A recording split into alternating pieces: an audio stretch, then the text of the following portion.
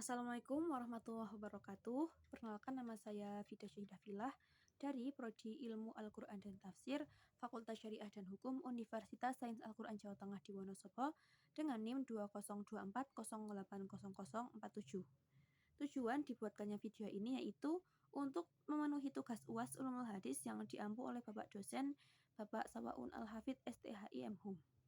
Di sini saya akan sedikit menjelaskan dua materi. Untuk materi yang pertama yaitu hadis maudhu.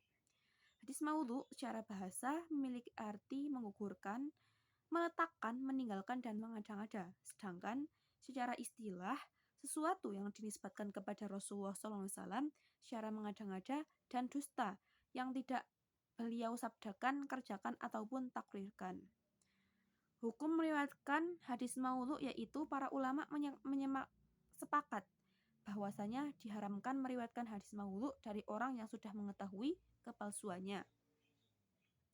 Adapun ciri-ciri hadis maudhu melalui sanad, yang pertama yaitu dikenal oleh orang sebagai pembohong, tidak ada rawi thiqah yang meriwayatkan darinya. Ciri-ciri yang kedua yaitu mengakunya seorang perawi dalam memalsukan hadis. Materi yang kedua yaitu tahamul wal ada.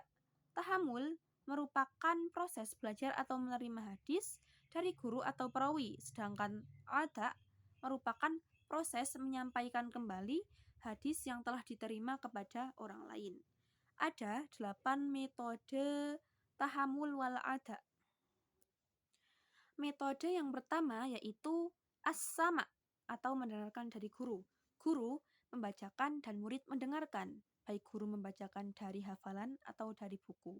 Dan baik murid mendengarkan dan menuliskan apa yang didengarnya atau hanya mendengar dan tidak menulis.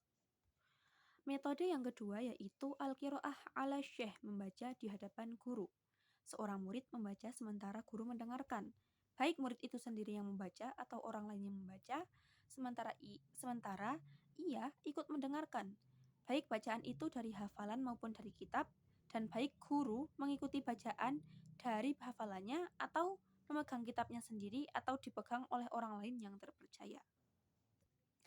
Metode yang ketiga yaitu al-ijazah. Izin untuk meriwayatkan baik secara lisan maupun tulisannya. Contoh, seorang guru berkata kepada salah satu muridnya, "Ajastu laka antarwiya anni sahih al-Bukhari." Aku memberimu ijazah untuk meriwayatkan dariku sahih Bukhari.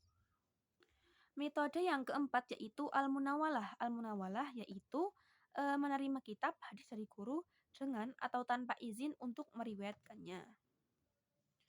Metode yang kelima yaitu al-kitabah atau penulisan.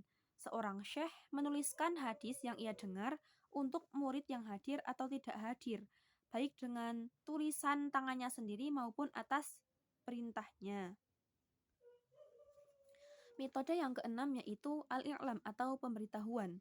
Seorang syekh memberitahu murid bahwa hadis ini atau kitab ini adalah apa yang telah ia dengar. Dan yang ketujuh ada al-wasiyah atau wasiat. Seorang syekh berwasiat saat akan meninggal atau berpergian kepada seseorang mengenai sebuah kitab dari kitab-kitab yang ia riwayatkan. Dan yang terakhir yaitu yang kedelapan yaitu adalah al-wijadah. Seorang murid menemukan hadis-hadis dengan tulisan tangan seorang syekh yang ia kenal, namun ia tidak pernah mendengar langsung darinya atau mendapatkan ijazah. Kemudian, apa sih urgensi mempelajari ulumul hadis untuk kehidupan? Urgensinya buat kehidupan saya adalah untuk memahami sumber hukum Islam yang kedua yaitu hadis setelah Al-Quran. Kemudian agar bisa membedakan hadis sahih, apa itu hadis hasan, hadis dhaif, serta ilmu hadis lainnya. Dan bisa diambil hikmahnya untuk kehidupan saat ini. Selanjutnya yaitu pelajaran apa yang didapatkan setelah mengikuti mata kuliah ulumul hadis. Pelajaran yang saya dapatkan adalah bisa mengetahui apa saja sejarah perkembangan dan penulisan hadis, kemudian pengertian hadis mutawatir, hadis ahad, hadis sahih, hasan, atau hadis dhaif dan maudhu. Ada juga tahamul wal ada atau penerimaan dan penyampaian hadis. Mungkin itu saja sedikit penjelasan dari dua materi, yaitu yang pertama yaitu hadis maudhu dan materi yang kedua tahamul wal ada, serta menjawab dua pertanyaan dari tugas UAS tersebut. Sekian, terima kasih. Wassalamualaikum warahmatullahi wabarakatuh.